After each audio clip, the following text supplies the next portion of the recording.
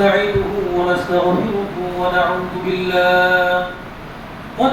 بالله من شرور أنفسنا ومن سيئات أعمالنا من يهده الله فلا مضل له ومن يضلل فلا هادي له وأشهد أن لا إله إلا الله وحده لا شريك له وأشهد أن محمدا عبده ورسوله أما بعد فإن خير الحديث كتاب الله وخير الهدي هدي محمد صلى الله عليه وسلم وشر الأمور محدثاتها وكل محدثة بدعة وكل بدعة ضلالة وكل ضلالة في النار.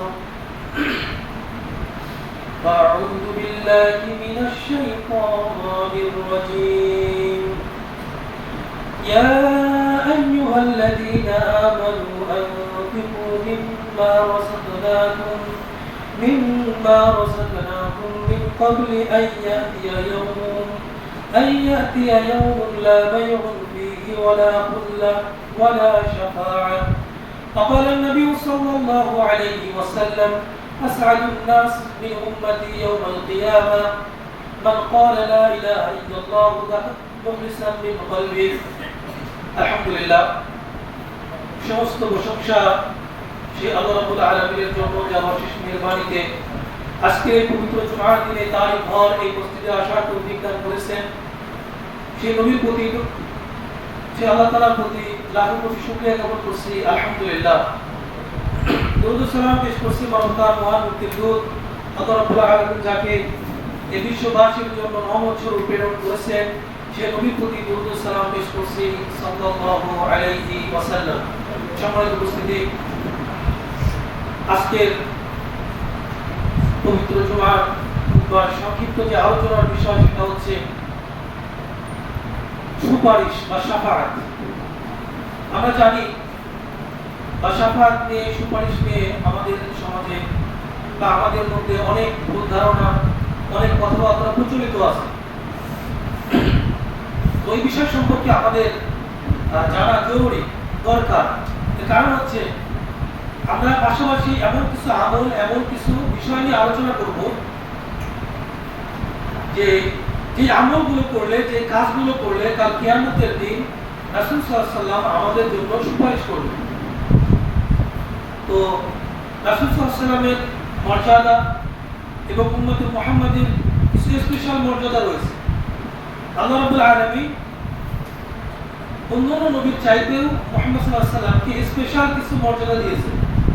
আবার অন্যান্য নবীর উম্মতের চাইতেও উম্মতে মুহাম্মদ সাল্লাল্লাহু আলাইহি ওয়াসাল্লামকে আল্লাহ তাআলা স্পেশাল কিছু বৈশিষ্ট্য দিয়েছেন, তাদেরকে কিছু মর্যাদা দিয়েছেন। আল্লাহ তাআলা কোরআনের মধ্যে বলেছেন, ওয়া কাযালিকা জাআলনাকুম উম্মাতান ওয়াসাত লিতাকুনু শুহাদা আলান নাস। আল্লাহ রাব্বুল আলামিন বলেছেন যে উম্মতে মুহাম্মাদি, তাদেরকে উদ্দেশ্য করে বলছেন যে আমি তোমাদেরকে কি করেছি? মধ্যমপন্থী উম্মত বানিয়েছি। কি উম্মত? মধ্যমপন্থী উম্মত। এই উম্মত তার ওয়াসাতা, এটা ওয়াসাতা শব্দের আসলে অনেক অর্থ আছে। তার মধ্যে একটা হচ্ছে মধ্যম, আর একটা হচ্ছে সর্বোত্তম, মানে উত্তম, সবচেয়ে ভালো। তো আল্লাহ রাব্বুল আলামিন এমন একটা জাতি উম্মতে মুহাম্মাদিকে বানিয়েছেন কি জন্য? আল্লাহ তাআলা বলছেন যে যাতে করে কাল কিয়ামতের দিন তোমরা সমগ্র মানব জাতির উপরে সাক্ষী দিতে পারো, তোমরা সাক্ষী দিবে। দেখেন, এটার মানে এই আয়াতের মধ্যে, এই অংশটার মধ্যে উম্মতে মুহাম্মাদের একটা স্পেশাল মর্যাদার কথা আল্লাহ তাআলা বলেছেন। তো এটা প্রমাণ হবে কখন? কাল কিয়ামতের দিন যখন আল্লাহ রাব্বুল আলামিন অন্যান্য নবীদেরকে, অন্যান্য নবী রাসূল যারা ছিলেন তাদেরকে আল্লাহ তাআলা ডেকে বলবেন, হে মুসা, হে ঈসা, হে ইব্রাহিম, তোমরা যে তোমাদের দায়িত্ব সঠিকভাবে পালন করেছো, তোমরা যে রিসালাতের দায়িত্ব, নবুয়তির দায়িত্ব মানুষের কাছে পৌঁছে দিয়েছো, তার দলিল পেশ করো। কি করো? দলিল পেশ করো। মানে তোমরা যে তোমাদের দায়িত্ব পালন করেছো এটার ব্যাপারে যখন তারা বলবে যে হ্যাঁ আমরা তোমাদের দায়িত্ব পালন করেছি, ইব্রাহিম আলাইহিস সালাম বলবেন যে আমি উম্মতের কাছে দাওয়াত দিয়েছি, মুসা আলাইহিস সালাম বলবেন আমি উম্মতের কাছে দাওয়াত দিয়েছি। আল্লাহ তাআলা বলবেন যে সাক্ষী পেশ করো। কি করো? সাক্ষী পেশ করো, সাক্ষী নিয়ে আসো। তখন তারা বলবে যে হ্যাঁ আমাদের সাক্ষী আছে। কে? উম্মতে মুহাম্মদ। সুবহানাল্লাহ। চিন্তা করেন যে আমাদের জন্য এটা অত্যন্ত মর্যাদার একটা ব্যাপার যে অন্যান্য নবীরা তারা বলবে যে আমাদের যে আমরা যে দিনের কাজ, দাওয়াতি কাজ, নবুয়তি দায়িত্ব, রিসালাতের দায়িত্ব, তাওহীদের দাওয়াত মানুষের কাছে পৌঁছে দিয়েছি, এটা সাক্ষী হচ্ছে উম্মতে মুহাম্মদ। আচ্ছা বলেন তো, ঈসা আলাইহিস সালামের যুগে কি আমরা ছিলাম? মুসা আলাইহিস সালামের যুগে আমরা ছিলাম না। রাসূল সাল্লাল্লাহু আলাইহি ওয়াসাল্লামের যুগে তো আমরা ছিলাম না। তো অন্য নবী সব তো অনেক পরের ব্যাপার। তো তারা অন্যান্য নবীগণ বলবেন যে আমাদের যে কাজের সাক্ষী হচ্ছে উম্মতে মুহাম্মদ। তখন আমাদেরকে বলা হবে, উম্মতে মুহাম্মদকে বলা হবে সাক্ষী দেওয়ার জন্য। কেন? বলছি যে কুরআনের মধ্যে আল্লাহ তাআলা তো বলে করেছেন যে মুসা আলাইহিস সালাম তার সম্প্রদায়কে কিভাবে দাওয়াত দিয়েছে, ঈসা আলাইহিস সালাম কিভাবে দাওয়াত দিয়েছে, ইব্রাহিম আলাইহিস সালাম কিভাবে দাওয়াত দিয়েছে। এগুলো আমরা কুরআন পড়ি না, হাদিস পড়ি না? এগুলো পড়ার মাধ্যমে তো আমরা জানতে পারি যে হুদ আলাইহিস সালাম, লূত আলাইহিস সালাম, সালেহ আলাইহিস সালাম, শুআয়ব আলাইহিস সালাম, এরকম যত নবী আছে কুরআনের মধ্যে 25 জন নবীর কথা বর্ণিত হয়েছে। তো আমরা এই বিষয়গুলো কুরআন থেকে, হাদিস থেকে আমরা জানতে পারি। তারা তাদের সম্প্রদায়ের কাছে, তারা তাদের জাতির কাছে তাদের যে সঠিক দাওয়াত, ইসলামের যে দাওয়াত তারা পৌঁছে দিয়েছে। তখন আমরা আল্লাহ তাআলার কাছে সাক্ষী দেব যে আল্লাহ হ্যাঁ, পূর্ববর্তী সমস্ত নবী রাসূল তাদের দাওয়াত সঠিকভাবে পৌঁছে দিয়েছে, তাদের দায়িত্ব তারা পালন করেছে। আল্লাহ তাআলার পক্ষ থেকে বলা হবে যে তোমরা তো ওই সময় উপস্থিত ছিলে না, কেমনে জানতা? তখন আমরা বলবো যে আমরা তো আল্লাহ তাআলার কিতাব, আপনার কিতাব পড়েছি, রাসূল সাল্লাল্লাহু আলাইহি ওয়াসাল্লামের সুন্নাহ থেকে আমরা জেনেছি যে তাদের দাওয়াতি কাজগুলো তারা সঠিকভাবে পালন করেছে। মানে হাদিসটাকে আমি আমার নিজের মতো করে বললাম, মূল কথাটাকে। তো এরপরে আমরা যখন সাক্ষী দেবো, তোমরা যে কথা বলছো এটা যে সত্য, তোমাদের সাক্ষী পেশ করো। তখন রাসূল সাল্লাল্লাহু আলাইহি ওয়াসাল্লাম আমাদের উপরে সাক্ষী দেবে। আল্লাহ তাআলা বলছে ওয়াকুনু রাসূল আলাইকুম শাহীদা, আর রাসূল সাল্লাল্লাহু আলাইহি ওয়াসাল্লাম তোমাদের উপরে সাক্ষী দেবে। মানে আমরা সমগ্র মানব জাতির উপরে সাক্ষী দেব যে অন্যান্য নবী রাসূলগণ তাদের দাওয়াতি কাজ সঠিকভাবে পালন করেছে, দ্বীনের দাওয়াত তারা সঠিকভাবে দিয়েছে, এটা আমরা বলবো। তখন আমাদের কাছে সাক্ষী চাওয়া হবে। রাসূল সাল্লাল্লাহু আলাইহি ওয়াসাল্লাম তখন সাক্ষী দেবেন, হ্যাঁ আমি তাদেরকে বলেছি, এটা রাসূল সাল্লাল্লাহু আলাইহি ওয়াসাল্লাম আমাদেরকে জানিয়েছেন, এটা রাসূল সাল্লাল্লাহু আলাইহি ওয়াসাল্লাম তখন সাক্ষী দিবেন। তখন আল্লাহ তাআলা এটা কি করবে? গ্রহণ করবে। এটা কি? এটা মূলত এখান থেকে অনেকগুলো বিষয় আমরা জানতে পারি। তার মধ্যে সবচাইতে গুরুত্বপূর্ণ যেটা আমি মনে করি সেটা হচ্ছে উম্মতে মুহাম্মাদের জন্য স্পেশাল মর্যাদা এখানে আছে, রাসূল সাল্লাল্লাহু আলাইহি ওয়াসাল্লামের জন্য স্পেশাল মর্যাদা এখানে আছে। সম্মানিত উপস্থিতি, আমরা যেটা বলছিলাম যে আমরা আলোচনা করব হচ্ছে শাফাআত সম্পর্কে, সুপারিশ সম্পর্কে। কাল কিয়ামতের দিন কারা সুপারিশ করতে পারবে? কাল কিয়ামতের দিন সুপারিশ করতে হলে যারা সুপারিশকারী হবে তাদের কি কি গুণাগুণ থাকতে হবে, আল্লাহ তাআলা তাদের সুপারিশ গ্রহণ করবেন, তাদের সুপারিশ গ্রহণ করবেন না, এবং কোন কোন আমল করলে কাল কিয়ামতের দিন রাসূল সাল্লাল্লাহু আলাইহি ওয়াসাল্লাম আমাদের জন্য সুপারিশ করবেন, এই বিষয়গুলো আমরা জানতে পারবো। আমি আশা করি আজকে আমরা যদি আলোচনাটা আমরা মনোযোগ সহকারে শুনতে পারি, ইনশাআল্লাহ তাআলা আমাদের পরকালের জন্য, দিন এবং দুনিয়া উভয়টার জন্য, দুনিয়া এবং পরকাল উভয় জগতের জন্য ইনশাআল্লাহ তাআলা আমাদের আমরা কল্যাণ লাভ করতে পারবো ইনশাআল্লাহ। তো এজন্য আমরা যারা উপস্থিত হয়েছি, আমাদের দিদি ভাই এবং যারা বোনেরা মা বোনেরা আছেন সবাইকে বলবো, এবং আমাদের মাইকের আওয়াজ যত দূর পর্যন্ত যাচ্ছে আপনাদের কাছে অনুরোধ থাকবে আপনার আলোচনাটা অত্যন্ত মনোযোগ সহকারে শোনার চেষ্টা করবেন ইনশাআল্লাহ তাআলা। প্রথমে আমরা আসি যে শাফাআতের মালিককে। শাফাআতের মালিককে একটা জিনিস দেখেন যে আল্লাহ রাব্বুল আলামিন কোরআনের মধ্যে বলছেন যে কুল লিল্লাহি শাফাআতু জামিআ।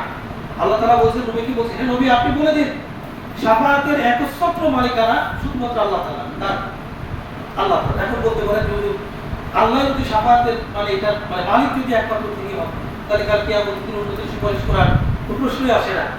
দেখেন আপনার যদি 10 বিঘা জমি থাকে, তো এর মধ্য থেকে যদি আপনি আপনার কাউকে যদি 1 বিঘা লিখে দেন বা দান করে দেন, তো এটা থেকে কি তাতে কোনো সমস্যা হবে? আপনার কোনো সমস্যা? আপনি একটা মানে শর্ত দিলেন যে আমি এই শর্তে আমি এই জায়গায় এই জমিটা দান করে দিলাম, মানে অমুককে মালিকানা করে দিলাম, বা তাকে এই অনুমতি দিলাম। তা আপনি একজনকে অনুমতি দিলেন, ঠিক আছে 1 বছরের জন্য তুমি আমার জমি কি করো, বর্গা চাষ, বাইরে বিভিন্ন কিছু আছে, যাই হোক। তো আসলে মালিকানা একটা হচ্ছে মূল যে মালিকানা, একচ্ছত্র মালিকানা, একটা হচ্ছে একমাত্র আল্লাহ তাআলা শাফাআতের যেটা। আর আল্লাহ রাব্বুল আলামিন কিছু মানুষকে, কিছু গুণাগুণ সম্পন্ন ব্যক্তিদেরকে শাফাআতের মানে সুযোগ দেবেন। শাফাআতের কি দিবেন? সুযোগ দেবেন। সবাইকে তিনি দিবেন না। এটা আল্লাহ তাআলা বলেন লাহু মুলকুস সামাওয়াতি ওয়াল আরদ, এবং আসমান জমিনে যা কিছু আছে, আসমান জমিনে যা কিছু আছে এটার মালিকও আল্লাহ তাআলা। মানে শাফাআত সুপারিশের একমাত্র মালিক আল্লাহ তাআলা। আবার আসমান জমিনে যা কিছু আছে সমস্ত কিছুর মালিক একমাত্র আল্লাহ তাআলা। আল্লাহ তাআলা বলছিলেন তোমরা ইলাইহি তুরজাউন, অতঃপর তোমাদেরকে আল্লাহর কাছে ফিরে যেতে হবে। আমাদেরকে কোথায় ফিরে যেতে হবে? আল্লাহ রাব্বুল আলামিনের কাছে আমাদেরকে ফিরে যেতে হবে। এরপরে আল্লাহ তাআলা অন্য আয়াতের মধ্যে বলছেন যে লাইসা লাহুম মিন দুনিহি ওয়ালিয়্যুন ওয়ালা শাফিয়্যা। কাল কিয়ামতের দিন যারা কাফের মুশরিক বা অত্যাচারী এরা যারা থাকবে এদের জন্য কোনো কি থাকবে না, ওলি থাকবে না, অভিভাবক থাকবে না, এবং কোন শাফাআতকারী সুপারিশকারীও থাকবে না। এরপরে আল্লাহ তাআলা আরো বলেন যে মা মিন শাফিঈন ইল্লা মিন বাদি ইযনি। কাল কিয়ামতের দিন কোনো সুপারিশকারী থাকবে না। কাল কিয়ামতের দিন কোনো সুপারিশকারী থাকবে না, তবে আল্লাহ তাআলা অনুমতি দেওয়ার পরে, আল্লাহ তাআলার পক্ষ থেকে অনুমতি নেওয়ার পরে যদি কেউ সুপারিশ করে এবং আল্লাহ তাআলা যদি অনুমতি দেন তাহলে হবে। আমরা প্রথমে জানলাম কি, আমরা দেখেন কোরআনের মধ্যে অসংখ্য আয়াত আছে শাফাআত সম্পর্কে, সুপারিশ সম্পর্কে। কিছু আয়াতের মধ্যে আছে যেটাতে বলা হয়েছে শাফাআতের মালিক, সুপারিশের মালিক মানে এটা একমাত্র মালিক না, শুধুমাত্র আল্লাহ তাআলা, তার শুধুমাত্র আল্লাহ তাআলা। এরপরে আল্লাহ তাআলা আরো বলছেন যে কাল কিয়ামতের দিন মানে কোনো শাফাআতকারী থাকবে না, কোনো সুপারিশকারী থাকবে না, কোনো অভিভাবক থাকবে না। তার মানে এই আয়াত দ্বারা বোঝা যাচ্ছে যে এখানে শাফাআতকে নাকচ করা হচ্ছে। এরপরে কোরআনের অন্য আয়াতে আল্লাহ তাআলা বলেন যে আয়াতুল কুরসির মধ্যে আমরা পড়ি বান্দাল্লাযী ইয়াশফাউ ইনদাহু ইল্লা বিইذনি। কে আছে কাল কিয়ামতের দিন কি করবেন? সুপারিশ করবেন আল্লাহর অনুমতি ছাড়া। তার মানে এই আয়াত দ্বারা বোঝা যাচ্ছে যে আল্লাহর অনুমতি নিয়ে, আল্লাহ তাআলার মানে অনুমতি পাওয়ার পরে সুপারিশ করা যাবে। তাহলে আমরা মানে তিন রকম আয়াত পেলাম। একটা হচ্ছে শাফাআতের মালিক হচ্ছে আল্লাহ তাআলা, আর একটা হচ্ছে কিয়ামতের দিন কোনো সুপারিশকারী থাকবে না। আবার আল্লাহ তাআলা আরো বলছেন যে কাল কিয়ামতের দিন সুপারিশ করতে পারবে আল্লাহ তাআলার অনুমতি নিয়ে, আল্লাহ তাআলার কি অনুমতি নিয়ে। এরপরে আল্লাহ তাআলা আরো বলছেন যে ইয়াউমা ইযিন লা তানফাউ শাফাআ, কাল কিয়ামতের দিন কোনো শাফাআত কাজে আসবে না, কোনো সুপারিশ কাজে আসবে না, ইল্লা মান আযিনা লাহুর রাহমান, তবে দয়াময় রহমান, দয়াময় আল্লাহ তাআলা যাকে অনুমতি দিবেন সে ব্যতীত। তার মানে কাল কিয়ামতের দিন আল্লাহ তাআলা কিছু মানুষকে, কিছু ব্যক্তিদেরকে আল্লাহ তাআলা সুপারিশ করার সুযোগ দিবেন। এর থেকে আমরা এটা বুঝতেছি। এরপরে ওয়ারাদিয়াল্লাহু কাওলা, এবং আল্লাহ তাআলা যার কথায় কি থাকবেন? সন্তুষ্ট থাকবেন, যার প্রতি সন্তুষ্ট থাকবেন, শুধুমাত্র তারাই কাল কিয়ামতের দিন কি করতে পারবেন? সুপারিশ করতে পারবেন। এজন্য আল্লাহ রাব্বুল আলামিন কাল কিয়ামতের দিন যে এই বিভীষিকাময় অবস্থার কথা স্মরণ করে যে আল্লাহ তাআলা বলেন ইয়া আইয়ুহাল্লাযীনা আমানু, ও ঈমানদারগণেরা, আনফিকু মিম্মা রাযাকনাকুম, আমি তোমাদেরকে যে রিজিক দিয়েছি এই রিজিক থেকে, এই সম্পদ থেকে, এই ধন সম্পদ থেকে আল্লাহর রাস্তায় ব্যয় করো। কোথায় ব্যয় করো? আল্লাহর রাস্তায় ব্যয় করো। যে কোন সময়? আল্লাহ তাআলা বলেন মিন ক্বাবলি আইয়াতিয়া, ওই দিন আসার পূর্বে। কোন দিন? ইয়াউমুল লা বাইউন ফীহি ওয়ালা খুল্লা ওয়ালা শাফাআ, সেই দিন কি থাকবে না? কোনো ক্রয় বিক্রয়ের সুযোগ থাকবে না। দুনিয়াতে আপনি টাকা হলে অনেক কিছু পাচ্ছেন, দুনিয়াতে টাকা হলে অনেক কিছুই পাওয়া যায়, বলা হয়ে থাকে টাকা হলে বাড়ির চোখে বেড়ে, বলা হয়ে থাকে না? কাল কিয়ামতে আল্লাহ তাআলা বলেন যে টাকা পয়সা, ধন সম্পদ এগুলো কোনো কাজে আসবে না। মানুষের ক্রয় বিক্রয়, ব্যবসা প্রতিষ্ঠান আপনার যাই থাকুক না কেন, এগুলো কোনো কাজে আসবে না। ওয়ালা খুল্লা, এবং কোনো অন্তরঙ্গ বন্ধু থাকবে না আপনার জন্য সুপারিশ করবে। আপনার কোনো বন্ধু অন্তরঙ্গ বন্ধুরা সব শত্রু হয়ে যাবে। আল্লাহ বলছেন আল্লাহ কিল্লাহু ইয়াউমাইদিন আদুবুন লিবাদি বাদা। কাল কিয়ামতের দিন আল্লাহ তাআলা বলছেন যে যারা বন্ধু আছে একজন আরেকজনের শত্রু হয়ে যাবে, বন্ধুরা একজন আরেকজনের শত্রু হয়ে যাবে। তবে ইল্লাল মুত্তাকিন, তবে মুত্তাকিরা ব্যতীত। কারা ব্যতীত?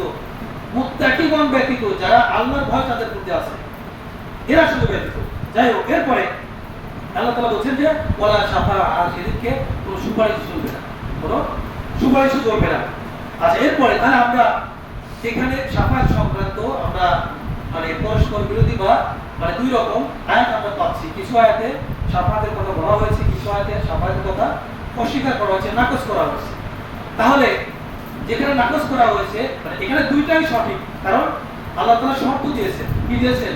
শর্ত দিয়েছেন। তার মানে আমরা শর্তগুলো যদি জানি তাহলে এই বিষয়ে আমাদের আর কোনো কি থাকবে না, মানে কনফিউশন থাকবে না, আমাদের কোনো সন্দেহ থাকবে না। কারণ কোরআনের মধ্যে এই সব আয়াত বিদ্যমান, কোনোটাই বাদ হয়ে যায়নি। তো আল্লাহ তাআলা এটা আমরা শর্ত সম্পর্কে আলোচনা করব। শাফাআতের শর্ত। শাফাআতের জন্য প্রথম শর্ত যেটা, সেটা হচ্ছে যিনি শাফাআত করবেন তাকে আল্লাহ তাআলার পক্ষ থেকে অনুমতি নিতে হবে, কি নিতে হবে? অনুমতি নিতে হবে। এটা হচ্ছে এক নম্বর শর্ত। আল্লাহ তাআলা বলেন কি, মান যাল্লাযী ইয়াশফাউ ইনদাহু ইল্লা বিইذনিহি, যে কে আছে আর কিয়ামতের দিন কে আছে যে আল্লাহর অনুমতি শাফাআত করবে? আল্লাহর অনুমতি নিয়ে শাফাআত করা যাবে। এরপর আল্লাহ তাআলা বলেন মা মিন শাফিঈন ইল্লা মিন বাদি ইযনি, কাল কিয়ামতের দিন কোনো সুপারিশকারী থাকবে না তবে আল্লাহর অনুমতি দেওয়ার পরে। তার মানে প্রথম শর্ত হচ্ছে শাফাআত করতে হলে আল্লাহ তাআলার পক্ষ থেকে অনুমতি দিতে হবে। কাকে? যিনি শাফাআত করবেন, যিনি সুপারিশ করবেন তাকে আল্লাহ তাআলার পক্ষ থেকে কি নিতে হবে? আল্লাহ তাআলার নিকট থেকে অনুমতি নিতে হবে। এটা হচ্ছে এক নম্বর কাজ। দুই নম্বর শর্ত, যার জন্য সুপারিশ করা হবে তার প্রতি আল্লাহ তাআলার সন্তুষ্টি থাকতে হবে। মানে আপনি চাইলে কোনো কাফের মুশরিক বা যে শিরক করে মারা গেছে এমন ব্যক্তির জন্য সুপারিশ করতে পারবেন না। এজন্য আল্লাহ তাআলা দ্বিতীয় শর্ত কি দিয়েছে? যার জন্য সুপারিশ করা হবে ওই ব্যক্তির উপরে আল্লাহ তাআলা সন্তুষ্ট থাকা, তার ব্যাপারে আল্লাহ তাআলার সন্তুষ্টি থাকা। এটা যদি না থাকে তাহলে ওই ব্যক্তির জন্য সুপারিশ করা যাবে না। এই ব্যাপারে আল্লাহ তাআলা বলেন যে ওয়ালা ইয়াশফাউনা ইল্লা লিমান ইরতাদা। আল্লাহ তাআলা বলেন কাল কিয়ামতের দিন তারা সুপারিশ করতে পারবে না, মানে কোনো ব্যক্তি সুপারিশ করতে পারবে না তবে যাদের উপর আল্লাহ তাআলা কি থাকবেন? সন্তুষ্ট থাকবেন, যাদের উপরে খুশি থাকবেন তাদের জন্য সুপারিশ করা যাবে। তার মানে প্রথম শর্ত আমরা জানলাম, যিনি সুপারিশ করবে তাকে আল্লাহ তাআলার কাছ থেকে অনুমতি নিতে হবে, কি নিতে হবে? অনুমতি নিতে হবে। আর দুই নম্বর হচ্ছে যার জন্য সুপারিশ করা হবে তার উপরে আল্লাহ তাআলার কি থাকতে হবে? সন্তুষ্টি থাকতে হবে। তো এই যে দুইটা শর্তকে আল্লাহ রাব্বুল আলামিন একটা সূরা নাজমের 26 নম্বর আয়াতের মধ্যে আল্লাহ তাআলা একত্র করেছেন। সেটা হচ্ছে আল্লাহ তাআলা বলেন যে ওয়াকাম মিন মালাকিন ফিস সামাওয়াতি লা তুগনি শাফাআতুহুম শাইআ। আল্লাহ তাআলা বলেন যে আসমানে এমন অনেক ফেরেশতা আছে, এমন অনেক ফেরেশতা আছে যাদের সুপারিশ কোনো কাজে আসবে না। কি আসবে না? কাজে আসবে না। এরপর আল্লাহ তাআলা বলেন, সত্য কথা বলেন, ইল্লা মিন বাদি আইয়াদানাল্লাহ, তবে আল্লাহ তাআলা অনুমতি দেওয়ার পরে, আল্লাহ তাআলা কি দেওয়ার পরে? অনুমতি দেওয়ার পরে। তার মানে একটা শর্ত পাইলাম এই আয়াতের মধ্যে, আল্লাহ তাআলা অনুমতি দিলে তখন সুপারিশ করতে পারবে। এরপরে যে লিমাইয়াশা ওয়া ইয়ারদা, আল্লাহ তাআলা যাকে অনুমতি দিবেন এটা আবার আল্লাহ তাআলার ইচ্ছা নেই। শুধুমাত্র আল্লাহ, আপনি অনুমতি চাইলে আল্লাহ তাআলা আপনাকে অনুমতি দিয়ে দেবেন বিষয়টা এমন। আল্লাহ তাআলা বলছেন লিমাইয়াশা, আল্লাহর ইচ্ছা, আল্লাহ তাআলা তাকে ইচ্ছা করবেন, আল্লাহ তাআলা তাকে পছন্দ করবেন তাকে অনুমতি দিবেন। এবং ওয়ায়ারদা, এবং যার প্রতি আল্লাহ তাআলা কি থাকবেন? সন্তুষ্ট থাকবেন, শুধুমাত্র তাদের জন্যই সুপারিশ করা যাবে। তাহলে আমরা দুইটা শব্দ আমরা বুঝলাম। এরপরে যে শাফাআতের প্রকারভেদ বা কিয়ামতের দিন কারা শাফাআত করবে? কিয়ামতের দিন অনেক ব্যক্তিরা শাফাআত করতে পারবেন। শাফাআতের অনেকগুলো প্রকার রয়েছে এবং বিভিন্ন জন বিভিন্নভাবে শাফাআত করতে পারবেন, সুপারিশ করতে পারবেন। তা আমরা সেই পয়েন্টগুলো আলোচনা করব। প্রথম প্রকার শাফাআত হচ্ছে রাসূল সাল্লাল্লাহু আলাইহি ওয়াসাল্লামের শাফাআত। তার শাফাআত, রাসূল সাল্লাল্লাহু আলাইহি ওয়াসাল্লামের শাফাআত, এটা হচ্ছে সর্বপ্রথম শাফাআত বা সর্বপ্রথম সুপারিশ। এখন রাসূল সাল্লাল্লাহু আলাইহি ওয়াসাল্লামের শাফাআতটা বেশ কয়েক ধরনের হবে। রাসূল সাল্লাল্লাহু আলাইহি ওয়াসাল্লাম ধাপে ধাপে শাফাআত করবেন। রাসূল সাল্লাল্লাহু আলাইহি ওয়াসাল্লাম ধাপে ধাপে শাফাআত করবেন, একবার শাফাআত করবেন শেষ হয়ে গেল, বিষয়টা এমন না। আমরা সেই পয়েন্টগুলো আলোচনা করি। প্রথম পয়েন্ট হচ্ছে যে প্রথম প্রকার যেটা, সেটা হচ্ছে শাফাআতুল উযমা। শাফাআতুল উযমা রাসূল সাল্লাল্লাহু আলাইহি ওয়াসাল্লামের জন্য এটা খাস। এটা অন্য কোনো নবী, অন্য কোনো রাসূল, অন্য কোনো ইমানদার ব্যক্তি, অন্য কোনো নেককার ব্যক্তি কারোর জন্য এটা সাব্যস্ত হয়। এটাকে বলা শাফাআতুল উযমা। সেটা হচ্ছে কাল কিয়ামতের দিন যখন সূর্য মানুষের 1 মাইল মাথার উপরে থাকবে। কয় মাইল? হাদিসের মধ্যে আসছে সামিদারি মাইলি, মানে 1 মাইল পরিমাণ। যদিও আমরা জানি যে আমাদের সমাজে প্রচলিত আছে কিয়ামতের দিন সূর্য আমাদের মাথার মানে 1 হাত বা 1 বিঘত উপরে থাকবে। আসলে এটা সঠিক নয়। হাদিসে যেটা আসছে সামিদারি মাইলি, মাইল মানে 1 মাইল। মাইল মানে কি? মানে মাইল শব্দটা আরবি শব্দ, মানে 1 মাইল, মানে মাথার উপর থেকে 1 মাইল দূরত্বে সূর্য অবস্থান করবে। তো সূর্য অবস্থানের কারণে, সূর্যের উত্তাপের কারণে, এই গরমের তীব্রতার কারণে মানুষের মাথার মধ্যে ধরে ধরে পড়তে থাকবে, মানুষ ঘামের মধ্যে হাবুডুবু খেতে থাকবে। রাসূল সাল্লাল্লাহু আলাইহি ওয়াসাল্লাম বলছে কারো ঘাম আমি টাকটু পর্যন্ত, কারো হাঁটু পর্যন্ত, কারো কোমর পর্যন্ত, কেউ বা ঘামের মধ্যে হাবুডুবু খেতে থাকবে, কেউ বা ঘামের মধ্যে হাবুডুবু খেতে থাকবে। এমন অবস্থায় মানুষজন মানে দিশেহারা হয়ে যাবে, কারণ বিচার কার্য শুরু হচ্ছে এই জন্য। তখন মানুষজন যাবে কার কাছে? ভাই আবুনা আদম, মানে আমরা সবাই। মানুষজন বলতে কি আসলে ময়দানে তারা আমরা ছাড়া কেউ থাকবে না। আমরা পূর্ববর্তী যারা জাতি ছিল তারা, তখন আদম আলাইহিস সালামের কাছে মানুষ যাবে, যাওয়ার পরে বলবে আপনি আল্লাহর কাছে সুপারিশ করুন, আল্লাহ তাআলা বিচার কার্য শুরু করবে। মানে প্রথম শাফাত যেটা হবে কারো জান্নাতের জন্য না, কাউকে জাহান্নাম থেকে বাঁচানোর জন্য না, প্রথম সুপারিশ যেটা হবে সেটা হচ্ছে বিচার কার্য শুরু করার জন্য। আদম আলাইহিস সালামের কাছে যাবে, আদম আলাইহিস সালাম ওজোর পেশ করে যে না না না আমি এই কাজের জন্য পারবো না, কারণ আমি আল্লাহ তাআলা আমাকে নিষেধ করেছিল নিষিদ্ধ গাছের ফল খাওয়ার জন্য, আমি তো জেনে গেছিলাম, আমার অবস্থা কি হয় আমি জানি না, কাজেই তোমরা অন্য কারো কাছে যাও। এইভাবে মানুষ আসরের ময়দানে সবাই সমস্ত নবী রাসূলদের কাছে যাবে, ইব্রাহিম আলাইহিস সালামের কাছে যাবে, তিনি বলবেন যে আমি দুনিয়ায় থাকতে তিনটা মিথ্যা কথা বলেছিলাম, তো ওইটার জন্য আমার কি হয় আমি জানি না, আমি এই কাজের জন্য নয়। তোমরা মুসা আলাইহিস সালামের কাছে যাও, মুসা আলাইহিস সালামের কাছে আমরা যাবো, কি বলবো যে আল্লাহ তাআলা আপনার সাথে সরাসরি কথা বলেছেন, আপনি আল্লাহর সাথে আল্লাহর কাছে সুপারিশ করুন, বিচার কার্য শুরু হোক।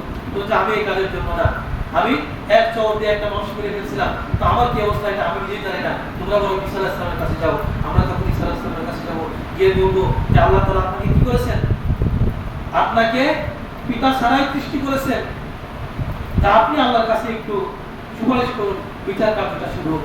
তিনি বলবেন যে না আমি এই কাজের জন্য না। তখন সবাই গিয়ে মুহাম্মদ রাসূলুল্লাহ সাল্লাল্লাহু আলাইহি ওয়াসাল্লামের কাছে যাবেন, গিয়ে বলবেন যে বিচার কার্য শুরু হওয়ার জন্য আল্লাহর কাছে সুপারিশ করার জন্য বলবেন। রাসূল সাল্লাল্লাহু আলাইহি ওয়াসাল্লাম বলবেন যে আনা লাহা আনা লাহা, হ্যাঁ এটার জন্য আমি হচ্ছে এটার জন্য উপযুক্ত ব্যক্তি, আমি হচ্ছে এটার জন্য উপযুক্ত ব্যক্তি। রাসূল সাল্লাল্লাহু আলাইহি ওয়াসাল্লাম হাদিসের মধ্যে আসে, তখন রাসূল সাল্লাল্লাহু আলাইহি ওয়াসাল্লাম কি করবেন, আল্লাহর কাছে সিজদায় পড়ে যাবেন, মাকাম মাহমুদের নিচে সিজদায় পড়ে যাবেন। তখন আল্লাহ তাআলা বলতে ইরফা রাসাক ইয়া মুহাম্মদ, ইরফা রাসাক, আপনি মাথা উঠান, সাল তুরতা ইসফা তুশাফা, আপনি চাপ দেওয়া হবে, সুপারিশ করুন, সুপারিশ গ্রহণ করা হবে। কারণ রাসূল সাল্লাল্লাহু আলাইহি ওয়াসাল্লাম দুনিয়াতে তো খুব কষ্ট করেন, আল্লাহ তাআলা তাকে যে মর্যাদাগুলো দিয়েছেন, আল্লাহ তাআলা বলবেন আপনি মাথা উঠান, এখন চান মানে কি চান সেটা দেওয়া হবে, সুপারিশ করুন, সুপারিশ গ্রহণ করা হবে। তখন রাসূল সাল্লাল্লাহু আলাইহি ওয়াসাল্লামের সুপারিশে বিচার কার্য শুরু হবে। এটা হচ্ছে শাফাআতুল উযমা, এটা হচ্ছে প্রথম শাফাআত। আর দ্বিতীয় প্রকারের শাফাআত হচ্ছে জান্নাতের মধ্যে প্রবেশের জন্য, জান্নাতে প্রবেশ করার জন্য অনুমতি প্রার্থনা। রাসূল সাল্লাল্লাহু আলাইহি ওয়াসাল্লাম বলেন আমি জান্নাতের দরজায় গিয়ে পড়া নাড়ব। আমরা যখন কোনো বাড়িতে গিয়ে দরজায় গেলে কি করি, দরজা খোলা থাকলে দরজায় ঢোকা মারি, কি করি, এটাকে করণ বলে, করণ আরবিতে। তো তখন দরজার ওপাশ থেকে বলা হবে যে মান কে, তখন রাসূল সাল্লাল্লাহু আলাইহি ওয়াসাল্লাম বলেন আনা মুহাম্মদ সাল্লাল্লাহু আলাইহি ওয়াসাল্লাম, আমি হচ্ছে মুহাম্মদ সাল্লাল্লাহু আলাইহি ওয়াসাল্লাম। তখন দরজা খুলে দেওয়া হবে, আর ফেরেশতা বলবে যে আপনার জন্য দরজা, প্রথম দরজা খোলার জন্য আমি আদিষ্ট হয়েছি, আপনি ছাড়া অন্য কারোর জন্য দরজা খুলতে আমাকে নিষেধ করা হয়েছে। এটা হচ্ছে দ্বিতীয় প্রকারের শাফাআত, মানে দ্বিতীয় প্রকারের সুপারিশ, মানে জান্নাতে প্রবেশের জন্য রাসূল সাল্লাল্লাহু আলাইহি ওয়াসাল্লামের সুপারিশের প্রয়োজন হবে। তার মানে কাল কিয়ামতের দিন রাসূল সাল্লাল্লাহু আলাইহি ওয়াসাল্লামের সুপারিশ ছাড়া কোনো ব্যক্তি জান্নাতে প্রবেশ করতে পারবে না, মানে জান্নাতের দরজাই খোলা হবে না। চিন্তা করেন রাসূল সাল্লাল্লাহু আলাইহি ওয়াসাল্লামের কত মর্যাদা, রাসূল সাল্লাল্লাহু আলাইহি ওয়াসাল্লামের সুপারিশ ছাড়া কাল কিয়ামতের দিন জান্নাতের দরজাই খোলা হবে না, জান্নাতে ঢোকা তো পরের কথা। এরপরে 3 নম্বর শাফাআত হচ্ছে রাসূল সাল্লাল্লাহু আলাইহি ওয়াসাল্লামের চাচার জন্য শাফাআত।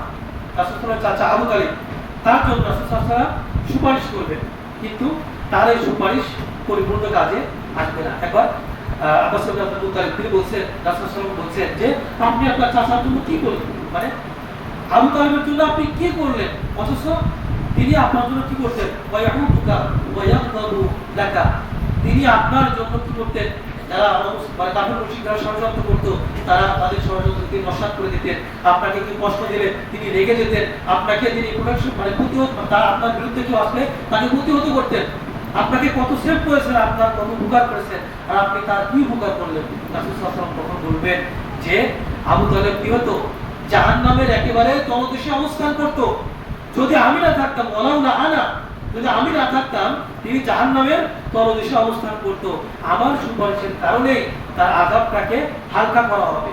হালকা আযাবটা কি, রাসূল সাল্লাল্লাহু আলাইহি ওয়াসাল্লাম বলেন আহুয়া মুনতাইরুন বিলাইহি মিনান নার, তার দুই পায়ে দুইটা জুতা পরিয়ে দেওয়া হবে জাহান্নামের আগুনের দ্বারা তৈরি দুইটা জুতা। আর এই জুতার মানে উত্তাপের কারণে, গরমের কারণে মানে পায়ে পরানো থাকবে, কিন্তু তার মাথার মধ্যে গুলো বলে পড়তে থাকবে। জাহান্নামের মধ্যে এটা হচ্ছে সবচাইতে কম শাস্তি। এটা সব চিন্তা করেন, এটা যদি সবচাইতে কম শাস্তি হয় তাহলে তাদের শাস্তি সবচাইতে বেশি হবে, তাদের অবস্থা রাসূল সাল্লাল্লাহু আলাইহি ওয়াসাল্লাম বলেন যে আবু তালেবের সবচাইতে বা তার চাচা সবচাইতে কম শাস্তি হবে। আহমাদু আযাবি আলিল্লাহ, যে মানে জাহান্নামের অধিবাসীদের মধ্যে সবচাইতে কম শাস্তি দেওয়া হবে হচ্ছে আবু তালেব। তো তার অবস্থায় যদি এরকম হয় যে জুতা শুধুমাত্র আগুনের জুতা পরিয়ে দেবে, তার কারণে তার মাথার মগজ ঘুরে ঘুরে উঠতে থাকবে, তাহলে এটা হচ্ছে সবচেয়ে কম শাস্তি, বেশি শাস্তির অবস্থায় পালন করতে হবে। চিন্তা করে এরপরে যে চতুর্থ প্রকার শাফাআত হচ্ছে এমন শাফাআত রাসূল সাল্লাল্লাহু আলাইহি ওয়াসাল্লামের জন্য। চতুর্থ প্রকার শাফাআত হচ্ছে ওই সকল গুনাহগার বান্দা, ইমানদার গুনাহগার বান্দা, ইমানদার গুনাহগার বান্দা, এমন উম্মত যাদের কি হয়েছে যে জাহান্নামের উপযুক্ত হয়ে গেছে, মানে তারা নেকির কাজও করেছে, ঈমান আছে, কিছু নেকির কাজও আছে, তবে তাদের গুনাহটা বেশি, তাদের কি গুনাহটা বেশি হয়ে গেছে। এখন মিজানের পাল্লায় যদি আপনার গুনাহ যদি বেশি হয় তাহলে অবশ্যই জাহান্নাম। তো এমন একটা সম্প্রদায়ের জন্য, এমন কিছু ব্যক্তির জন্য রাসূল সাল্লাল্লাহু আলাইহি ওয়াসাল্লাম সুপারিশ করবেন, যেটা আনাস ইবনে মালিক থেকে বর্ণিত হাদিস। তিনি বলেছেন যে রাসূল সাল্লাল্লাহু আলাইহি ওয়াসাল্লাম বলেছেন, শাফাআতি, আমার শাফাআত লিআহলিল কাবাইর মিন উম্মতি, আমার উম্মতের মধ্যে কবিরা গুনাহগার এমন বিরাট একটা সংখ্যার জন্য আমার সুপারিশ কাল কিয়ামতের কাজে আসবে, মানে তাদেরকে জাহান্নামের ফয়সালা তাদের জন্য হয়ে যাবে, তবে আমি তাদেরকে সুপারিশ করে জান্নাতে নিয়ে যাব। সুবহানাল্লাহ। এটা হচ্ছে রাসূল সাল্লাল্লাহু আলাইহি ওয়াসাল্লামের চতুর্থ প্রকার শাফাআত। এরপরে পঞ্চম প্রকার শাফাআত হচ্ছে যে সকল মুমিন বান্দা, একটা হচ্ছে আগে যেটা বললাম জাহান্নামের ফয়সালা হয়ে জাহান্নামে যায়নি, বা জাহান্নামে তাদেরকে দেওয়া হবে, তাদের জন্য সুপারিশ করে তাদেরকে জান্নাতে দেওয়া। আর পঞ্চম প্রকার হচ্ছে এমন সকল মানে একাত্মবাদে বিশ্বাসী, তাওহীদে বিশ্বাসী, মানে জীবনে শিরক করে নাই, মানে শিরক ছাড়া মারা গেছে, শিরক না করে মারা গেছে, এমন সকল ব্যক্তি যাদেরকে জাহান্নামের মধ্যে দিয়ে দেওয়া হয়েছে। কি করা হয়েছে? জাহান্নামের মধ্যে দিয়ে দেওয়া হয়েছে, এই সকল ব্যক্তির জন্য সুপারিশ। রাসূল সাল্লাল্লাহু আলাইহি ওয়াসাল্লাম বলেছেন, মানে শাফাআতের হাদিসটা অনেক লম্বা, সংক্ষেপে বলছে আর কি। রাসূল সাল্লাল্লাহু আলাইহি ওয়াসাল্লাম বলেছেন, তুম্মা আউযু রাবিআ, আমি চতুর্থবারের জন্য কি করব? সিজদায় পড়ে যাব। ফাআকুলু ইয়া রাব, হে আমার প্রতিপালক, মা বাকিয়া ইল্লা মান হাওয়াসাল কুরআন ফায়ুখরিজু মিনান নার মান ক্বালা লা ইলাহা ইল্লাল্লাহ ওয়া কানা ফি কলবিহি মিনাল খায়র মিন ইয়াসির আশ-শাইরাতি। রাসূল সাল্লাল্লাহু আলাইহি ওয়াসাল্লাম বলেছেন যে এমন সকল ব্যক্তির জন্য সুপারিশ করবেন যারা কি করেছে? জাহান্নাম তাদেরকে আটকে রেখেছে, জাহান্নাম তাদেরকে কি করেছে? আটকে রেখেছে, এমন সকল কিছু ব্যক্তির জন্য তারা দুনিয়াতে কি কাজ করেছে? মান ক্বালা লা ইলাহা ইল্লাল্লাহ, যারা এই কথার সাক্ষ্য দিয়েছে আল্লাহ ছাড়া সত্যিকারের কোনো মাবুদ নাই, এই কথার সাক্ষী যারা দিয়েছে, মানে যাদের অন্তরে সামান্য পরিমাণ ঈমানও যাদের ছিল তাদের জন্য। কেমন? রাসূল সাল্লাল্লাহু আলাইহি ওয়াসাল্লাম বলেও দিয়েছেন এটার ওজন কেমন হবে? ইয়াসিনা শাইরাতিন, শাইরাত মানে হচ্ছে গম, আমরা গম ছিলি তো, মানে একটা গমের দানা কি ওজন? একটা গমের কতটুকু ওজন হবে? কয় গ্রাম ওজন হতে পারে? রাসূল সাল্লাল্লাহু আলাইহি ওয়াসাল্লাম বলছেন যাদের অন্তরে এতটুকু পরিমাণ ঈমান, এতটুকু পরিমাণ কল্যাণ থাকবে, কাল কিয়ামতের দিন তাদেরকে আমি জাহান্নাম থেকে বের করে জান্নাতে নিয়ে যাব। সুবহানাল্লাহ। চিন্তা করেন তাহলে এটা কত গুরুত্বপূর্ণ বিষয়। তার মানে এখানে শর্ত হচ্ছে কি? শিরক করা যাবে না, আপনাকে মানে মুওয়াহহিদ হয়ে তাওহীদবাদী হয়ে মারা যেতে হবে। আপনি শিরক করলে কাল কিয়ামতের দিন আপনি যত আশাই করে থাকেন রাসূল সাল্লাল্লাহু আলাইহি ওয়াসাল্লাম সুপারিশ করবে কি, যেই কেউ আপনি আশা করে থাকবেন কোন কাজে আসবে না। আপনি শিরক করে মারা গেলে রাসূল সাল্লাল্লাহু আলাইহি ওয়াসাল্লাম আপনার জন্য সুপারিশ করবেন না। এজন্য শিরক থেকে কি থাকতে হবে? বেঁচে থাকতে হবে। এরপরে ষষ্ঠ প্রকারের শাফাআত হচ্ছে কোন ব্যক্তি, মানে কোন সাহাবী যাদের ব্যাপারে হাদিসের মধ্যে আসছে তাদের জান্নাতের মধ্যে মর্যাদা বৃদ্ধির জন্য রাসূল সাল্লাল্লাহু আলাইহি ওয়াসাল্লাম আল্লাহর কাছে শাফাআত করবেন বা সুপারিশ করবেন, তো তখন তাদের জান্নাতের মর্যাদা বৃদ্ধি করা হবে। যেমন আবু সালমা, তার জান্নাতের মধ্যে তার মর্যাদা বৃদ্ধি করার জন্য রাসূল সাল্লাল্লাহু আলাইহি ওয়াসাল্লাম সুপারিশ করবেন। সপ্তম প্রকার শাফাআত হচ্ছে যাদের মানে গুনাহ এবং নেকি এবং গুনাহ সমান হবে। কি হবে? মানে তাদের পাপ এবং পুণ্য সমান সমান হয়ে যাবে, বেশিও হবে না কমও হবে না, এরকম কিছু মানুষ, তাদের জন্য রাসূল সাল্লাল্লাহু আলাইহি ওয়াসাল্লাম সুপারিশ করবেন, সুপারিশ করে তাদেরকে জান্নাতে নিয়ে যাবেন। এরপরে অষ্টম প্রকার শাফাআত হচ্ছে এমন সকল ব্যক্তি, মানে ৭০,০০০ মানে ব্যক্তি যাদেরকে আল্লাহ তাআলা বিনা হিসাবে বিনা আযাবে তাদেরকে জান্নাত থেকে মুক্তি করে জান্নাত দিবেন, মানে তাদের কোনো হিসাব হবে না, তাদের কোনো শাস্তিও হবে না। এবং ৭০,০০০ ব্যক্তির জন্য, যেটা আমরা যে বিখ্যাত হাদিসে উকাশা যেটাকে বলা হয়, যে রাসূল সাল্লাল্লাহু আলাইহি ওয়াসাল্লাম বলেন আমার উম্মতের মধ্যে ৭০,০০০ ব্যক্তিকে বিনা হিসাবে বিনা আযাবে আল্লাহ তাআলা জান্নাত দিবেন। তখন উকাশা বিন মিহসান বলেন, ইয়া রাসূলুল্লাহ, আপনি আল্লাহর কাছে দোয়া করেন আমি যেন তাদের মধ্যে মানে তাদের একজন হতে পারি। রাসূল সাল্লাল্লাহু আলাইহি ওয়াসাল্লাম বলেন, আনতা মিনহুম, তুমি তাদের একজন, তুমি তাদের একজন। তখন আরেকজন সাহাবী দাঁড়িয়ে বলেন, ইয়া রাসূলুল্লাহ, আমার জন্য দোয়া করেন। তখন রাসূল বলেন, সাবাকাকা উকাশা, তোমার ভাই উকাশা তোমার চাইতে অগ্রগামী হয়ে গেছে, মানে এটা অলরেডি হয়ে গিয়েছে। এরকম 70,000 ব্যক্তির জন্য তারা হচ্ছে বিনা হিসাবে বিনা আযাবে জান্নাতে প্রবেশ করবে। এটা রাসূল সাল্লাল্লাহু আলাইহি ওয়াসাল্লামের উম্মতের মধ্যে, এটা কিন্তু অন্য মত না, রাসূল সাল্লাল্লাহু আলাইহি ওয়াসাল্লামের উম্মতের মধ্যে থেকে। তবে এখানে হাদিসের মধ্যে একটি শর্তের কথা বলা হয়েছে। রাসূল সাল্লাল্লাহু আলাইহি ওয়াসাল্লাম বলেছেন যে ওহুমুল লাযিনা লা ইয়াতায়ারুনা, যারা এটা আমরা শুভ অশুভ লক্ষণ আছে না, কুলক্ষণ, পেশা দেখতে করে কুলক্ষণ হবে, তারপরে ওই যে বলে অমাবস্যা রাত্রে ওই কিছু কাটাকাটি করা লাগে না, তারপর এই ধরনের যে শুভ অশুভ লক্ষণ এইগুলোতে যারা মানে বিশ্বাস করে না, মানে তারা যারা বিশ্বাস করে এই দলভুক্ত তারা কি হতে পারবে না, তারা হতে পারবে না। এই জন্য মা বোনেরা অনেক সময় দেখবেন এইগুলো বেশি বিশ্বাস করে, যেহেতু মা বোনেরা কিছু আসছে যে এই ধরনের বিশ্বাস তাদের মধ্যে বেশি থাকে, যে এই সময় এটা করতে নাই, গর্ভবতী অবস্থায় মাছ কাটতে হয় না, অমুক কাটতে হয় না, এরকম বিভিন্ন ধরনের যে বিশ্বাসগুলো আছে এই ধরনের বিশ্বাস যাদের মধ্যে থাকবে তারা এই 70,000 অন্তর্ভুক্ত হতে পারবে না, এই 70,000 অন্তর্ভুক্ত হতে পারবে না। আর হচ্ছে আর যারা লা ইয়াস্তারকুন, যারা ঝাড়ফুঁক চেয়ে বেড়ায় না, কি বেড়ায় না, ঝাড়ফুঁক চেয়ে বেড়ায় না। ঝাড়ফুঁক কিন্তু এটা কোরআন এবং সুন্নাহ দ্বারা যে ঝাড়ফুঁকগুলো হয় সেটা কিন্তু জায়েজ, সেটাতে সমস্যা নেই, কিন্তু যারা মানে চেয়ে বেড়ায়, ঝাড়ফুঁক চেয়ে বেড়ায় তাদের কথা এখানে বলা হচ্ছে। এরপরে যে আমরা রাসূল সাল্লাল্লাহু আলাইহি ওয়াসাল্লামের 8 প্রকারের শাফাতের কথা আমরা জানতে পারলাম, যে রাসূল সাল্লাল্লাহু আলাইহি ওয়াসাল্লাম 8টা ধাপে বিভিন্ন ব্যক্তির জন্য, বিভিন্ন ক্যাটাগরির মানুষের জন্য, বিভিন্ন উম্মতের জন্য বিভিন্নভাবে তিনি সুপারিশ করবেন। এরপরে যেই কাজগুলো করলে রাসূল সাল্লাল্লাহু আলাইহি ওয়াসাল্লাম সুপারিশ করবেন, একটা হচ্ছে আমরা যে বিষয়গুলো বললাম, মানে এটা রাসূল সাল্লাল্লাহু আলাইহি ওয়াসাল্লামের শাফাতের বিভিন্ন মানে সিস্টেমগুলো আমরা বললাম। আর যেই কাজগুলো করলে রাসূল সাল্লাল্লাহু আলাইহি ওয়াসাল্লাম আমাদের জন্য শাফাত করবে, সুপারিশ করবে, সেইগুলো আমি আমরা আলোচনা করব। এক নাম্বার হচ্ছে আদাবু শিরক, মানে আপনি মারা যাবেন শিরক না করা অবস্থায়। রাসূল সাল্লাল্লাহু আলাইহি ওয়াসাল্লাম বলেন, সহিহ বুখারীর হাদিস, হাদিসটা হচ্ছে লিকুল্লি নবী দাওয়াতিন মুস্তাজাবা। রাসূল সাল্লাল্লাহু আলাইহি ওয়াসাল্লাম বলেন প্রত্যেক নবীর জন্য এমন কিছু দোয়া ছিল যে দোয়াটা আল্লাহ তাআলা মানে কবুল করা দোয়া, মানে দোয়াটা মানে আপনি চাইবেন দেওয়া হবে। আমরা অনেক সময় বলি না যে তুমি আমার কাছে একটা জিনিস চাও, আমি কি দেব? তো প্রত্যেক নবীকেই আল্লাহ রাব্বুল আলামিন এমন কিছু দোয়া দিয়েছিলেন যে যেই দোয়াটা করলে আল্লাহ তাআলা সেটা কবুল করেছেন এবং তাদেরকে দুনিয়াতেই দিয়েছেন। রাসূল সাল্লাল্লাহু আলাইহি ওয়াসাল্লাম বলেছেন ফাতা আজ্জালা কুল্লু নাবিয়্যিন দাওয়াতাহু, প্রত্যেক নবী দুনিয়াতে তাদের দাওয়াত মানে দোয়াটা করেছে, দুনিয়াতে তাদের চাওয়াটা আল্লাহর কাছে চেয়েছে এবং তারা তাড়াতাড়ি সেটা কি করেছে, পেয়েছে। মানে তারা দুনিয়াতে তাড়াহুড়া করে এটা আল্লাহর কাছে চেয়েছে এবং তারা এটা কি করেছে, পেয়েছে, আল্লাহ তাআলা তাদেরকে প্রদান করেছে। ওয়া ইন্নী তাবারতু দাওয়াতি, আর আমি আমার দোয়াটা কি করেছি, দুনিয়াতে আল্লাহর কাছে চাই নাই, মানে দুনিয়ার মধ্যে আমি কোনো কিছু আল্লাহর কাছে চাই নাই, আমি কি করেছি যে ওয়া ইন্নী তাবারতু দাওয়াতি, আমি আমার দাওয়াতটাকে, আমি আমার দোয়াটাকে, আমার চাওয়াটাকে কি করেছি, জমা করে রেখেছি। কি জন্য? শাফাআতুন লি উম্মতি ইয়াউমাল কিয়ামah, কাল কিয়ামতের দিন আমি আমার উম্মতের জন্য সুপারিশ করব, তাদের জন্য আমি শাফাআত করব, এটা আমি আল্লাহর কাছে চেয়ে নিয়েছি, আমি দুনিয়ায় চাই না। কাল কিয়ামতের দিন আমার দোয়াটা হচ্ছে আমি আমার উম্মতের জন্য সুপারিশ করব, এটা হচ্ছে আমার চাওয়া।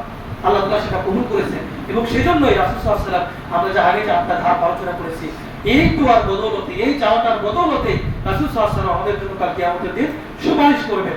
এরপর রাসূল সাল্লাল্লাহু আলাইহি ওয়াসাল্লাম বলেন ফাহিয়া নাইলাতুন ইনশাআল্লাহ, আর আল্লাহ চায় তো সেটা আমি পাবো, আমাকে সেটা দেওয়া হবে, আর এই শাফাআত আমি অর্জন করব। আর এরপর রাসূল সাল্লাল্লাহু আলাইহি ওয়াসাল্লাম বলেন যে কাদের জন্য করব সেটা রাসূল সাল্লাল্লাহু আলাইহি ওয়াসাল্লাম বলে দিয়েছেন, মান মাতা মিন উম্মতি লা ইউশরিক বিল্লাহি শাইআ, প্রত্যেক ওই ব্যক্তি আমার উম্মতের মধ্যে যে ব্যক্তি মারা যাবে কোন শিরক করে নাই, আল্লাহর সাথে কোনো কিছু করে নাই, শরীক করে নাই, আল্লাহর সাথে শিরক করে নাই, ওই ব্যক্তির জন্য কাল কিয়ামতের দিন আমি কি করব, সুপারিশ করব। সুবহানাল্লাহ। তাহলে শিরক কত ভয়াবহ পাপ, শিরক কত ভয়াবহ পাপ, চিন্তা করেন যে আপনি শিরক করে যদি মারা যান আপনার কোনো সুপারিশ কাজে আসবে না। এজন্য শিরক থেকে আমাদের বেঁচে থাকতে হবে, ছোট বড় যত রকম শিরক আছে সমস্ত শিরক থেকে আমাদেরকে বেঁচে থাকতে হবে। আল্লাহ রাব্বুল আলামিন বলেছেন ইন্নাহু মাইয়ুশরিক বিল্লাহ ফাকাদ হারামাল্লাহু আলাইহিল জান্নাহ, যে ব্যক্তি শিরক করবে তার উপর আল্লাহ তাআলা কি করে দিবেন, জান্নাত হারাম করে দিবেন। বাবা ওয়াহুন না, আর তার থাকার জায়গা হবে জাহান্নাম। বাবা লিযযালিমিনা মিন আনসার, আর এই সকল জালিমদের জন্য কোনো সাহায্যকারী কাল কিয়ামতের দিন থাকবে না। এজন্য শিরক থেকে বেঁচে থাকতে হবে, শিরক থেকে বেঁচে থাকতে হবে। এরপরে 2 নম্বর যে কাজটি করলে রাসূল সাল্লাল্লাহু আলাইহি ওয়াসাল্লাম আমাদের জন্য সুপারিশ করবেন সেটা হচ্ছে যে ব্যক্তি মানে এটা হচ্ছে মদিনায় যারা বসবাস করবে। 2 নম্বর হচ্ছে যে মান সাকানাল মদিনা ওয়া সাবরা আলা শিদ্দাতিহা, যে ব্যক্তি মদিনাতে বসবাস করবে এবং মদিনাতে যদি কোনো অভাব অনটন দুর্ভিক্ষ বা এরকম কিছু দেখা যায়, এটার কষ্টে দুর্যোগে যদি ধৈর্য ধারণ করে, রাসূল সাল্লাল্লাহু আলাইহি ওয়াসাল্লাম বলছেন যে এই ব্যক্তির জন্য কাল কিয়ামতের দিন আমি সুপারিশ করব। এরপর 3 নাম্বার হচ্ছে মাতা বিল মাদিনা, যে ব্যক্তি মদিনাতে মারা যাবে, যে ব্যক্তি কোথায় মারা যাবে, মদিনাতে মারা যাবে, এটা অত্যন্ত মানে গুরুত্বপূর্ণ একটা বিষয়। এজন্য যে উমর রাদিয়াল্লাহু তাআলা, উমর ইবনে খাত্তাব রাদিয়াল্লাহু তাআলা তিনি আল্লাহর কাছে দোয়া করতেন, আল্লাহ আমাকে কি করো, আমাকে শাহাদাতের মৃত্যু দাও, মানে শহীদ মৃত্যু দাও, আর আমাকে মৃত্যু দাও কোথায়, রাসূল সাল্লাল্লাহু আলাইহি ওয়াসাল্লামের শহরে মানে মদিনাতে, আমার মৃত্যুটা যেন মদিনায় হয় এবং আমি যেন আল্লাহর রাস্তায় শাহাদাত বরণ করি। এই দোয়াটা তিনি আল্লাহর কাছে বেশি বেশি করতেন। রাসূল সাল্লাল্লাহু আলাইহি ওয়াসাল্লাম বলেন মান ইসতাতা ইয়ামুতা মিনকুম, যে তোমাদের মধ্যে যে ব্যক্তি মানে ইয়ামুতু বিল মাদিনা আল ইয়ামুত, যে ব্যক্তি, তার মানে এখানে উদ্দেশ্য এটা না যে আপনি নিজে নিজে গিয়ে মরবেন, যে রাসূল সাল্লাল্লাহু আলাইহি ওয়াসাল্লাম বলেন তোমাদের যদি কোনো ব্যক্তি সম্ভব হয় সে যেন মদিনাতে মারা যায়, তার মানে মদিনাতে যেন সে থাকে বা এখানে যেন সে তার জীবনের শেষ নিঃশ্বাস ত্যাগ করে। তার মানে এটা না যে আমাদের দেশের একজন পীর সাহেব, আমি শুনছিলাম যে বাংলাদেশের বরিশাল অঞ্চলে সম্ভবত, তিনি এই হাদিস পড়ে মানে যখন তিনি হজে যায়, হজে যাওয়ার আগে উনার মানে বলে গেছে যে আমি মদিনাতে গিয়ে মারা যাব, মদিনাতে গিয়ে মারা যাব, মানে কেরামতের উপবাস করতেছে। তো ওইখানে গিয়ে নাকি আত্মহত্যা করছে, কারণ তিনি শুনছে যে যে ব্যক্তি মদিনাতে মারা যাবে, রাসূল সাল্লাল্লাহু আলাইহি ওয়াসাল্লাম বলছেন কি যে ফাইন্নি আশফাউ লিমান ইয়ামুত বিহা, যে ব্যক্তি মদিনায় মারা যাবে কাল কিয়ামতের দিন তার জন্য আমি কি করব, সুপারিশ করব, শাফাআত করব। এখন সে এই মর্যাদা আপনার জন্য কি করছে, মানে নিজে আত্মহত্যা করছে। তো এমনটা করলে কিন্তু হবে না, কারণ কি আত্মহত্যা করা মহাপাপ। ওই হুজুরের ওই পীর সাহেবের এই হাদিস হয়তো জানা নাই, রাসূল সাল্লাল্লাহু আলাইহি ওয়াসাল্লাম বলেছেন যে ব্যক্তি যে জিনিস দ্বারা যেভাবে আত্মহত্যা করবে কাল কিয়ামতের দিন জাহান্নামে ওই জিনিস নিয়ে তাকে শাস্তি দেওয়া হবে, এটা হয়তো সে জানে না। এখন ওইখানে গিয়ে যেইভাবে মৃত্যুবরণ করছে জাহান্নামে তার শাস্তিটাও কিন্তু ওইভাবে হবে। এজন্য এই হাদিস থেকে আবার মানে এটা বোঝা যাবে না যে আমি মদিনাতে গিয়ে ইচ্ছা করে মারা যাই, এমনটা করা যাবে না। এরপরে যে 4 নম্বর হচ্ছে আসসালাতু আলা নবী সাল্লাল্লাহু আলাইহি ওয়াসাল্লাম, রাসূল সাল্লাল্লাহু আলাইহি ওয়াসাল্লামের বেশি বেশি দরুদ পড়া। এটা হচ্ছে, এটা যদি আমরা করি কাল কিয়ামতের দিন রাসূলুল্লাহ সাল্লাল্লাহু আলাইহি ওয়াসাল্লাম আমাদের জন্য সুপারিশ করবেন। এই ব্যাপারে রাসূল সাল্লাল্লাহু আলাইহি ওয়াসাল্লাম কি বলছেন দেখেন, কখন করব, রাসূল সাল্লাল্লাহু আলাইহি ওয়াসাল্লাম বলে দিয়েছেন যে রাসূল সাল্লাল্লাহু আলাইহি ওয়াসাল্লাম বলেছেন ইদা সামি'তুমুল মুয়াদ্দিন, যখন তোমরা মুয়াজ্জিনকে আযান দিতে শুনবা, যখন তোমরা মুয়াজ্জিনকে কি শুনবা, আযান দিতে শুনবা, ফাকুলু মিসলা মা ইয়াকুল, মুয়াজ্জিন যেটা বলে তোমরাও সেটা বলো, মুয়াজ্জিন যেটা বলে তোমরাও সেটা বলো। এরপরে তুমরা সাল্লু আলাইয়া, তারপরে তোমরা কি করো, আমার উপরে দরুদ পড়ো। আমাদের মধ্যে একটা আমরা ভুল কাজ যেটা করি, ভুল মানে অনেক উল্টা করে ফেলি আর কি। আযান শেষ হলে আমরা কি করি, প্রথমে আযানের পরে যে দোয়া সাল্লাল্লাহু আলাইহি ওয়াসাল্লাম এই দোয়াটা আমরা আগে পড়ি, কিন্তু না, রাসূল সাল্লাল্লাহু আলাইহি ওয়াসাল্লাম বলছেন আযানের জবাব দাও, তারপর তুমরা সাল্লু আলাই, তোমরা আমার উপরে দরুদ পড়ো। এরপর রাসূল সাল্লাল্লাহু আলাইহি ওয়াসাল্লাম বলছেন ফাইন্নাহু মান সাল্লা আলাইয়া সালাতান, কেননা যে ব্যক্তি আমার উপরে একবার দরুদ পড়ে, একবার আমার উপরে সালাত সালাম পড়ে, তাহলে কি হবে, সাল্লাল্লাহু আলাইহি বিহা আশরা, আল্লাহ তাআলা এর বিনিময়ে তার উপরে 10টা রহমত নাযিল করে। কয়টা রহমত, 10টা রহমত। অন্য হাদিসের মধ্যে আসছে এর বিনিময়ে আল্লাহ তাআলা তার আমলনামায় 10টা নেকি লেখেন এবং তার আমলনামা থেকে 10টা গুনাহ আল্লাহ তাআলা মিটিয়ে দেন।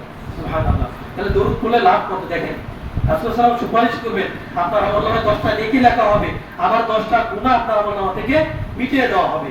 এরপরে রাসূল সাল্লাল্লাহু আলাইহি ওয়াসাল্লাম বলেন তুমরা সাল্লাল্লাহু আলাইহি ওয়াসাল্লাম, তারপরে তোমরা আমার জন্য আল্লাহর কাছে ওসিলা তালাশ করো। কি তালাশ করো, ওসিলা মানে আল্লাহ তাআলা যে জিনিসটার ওয়াদা রাসূল সাল্লাল্লাহু আলাইহি ওয়াসাল্লামকে করেছেন।